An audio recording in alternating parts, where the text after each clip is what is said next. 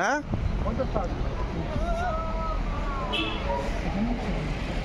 বাতাসা লিপে এসে গেছি।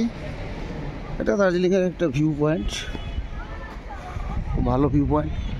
টয় ট্রেন চলছে, যদি টয় ট্রেন থাকাকালীন আসে দৃশ্যটা দেখতে আরও ভালো লাগবে।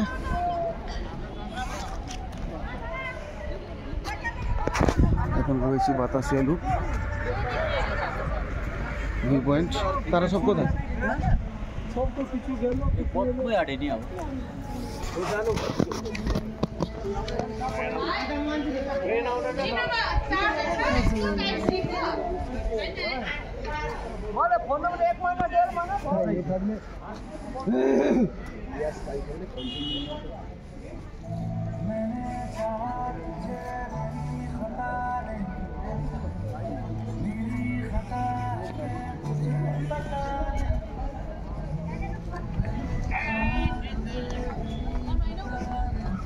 দেখতে থাকুন।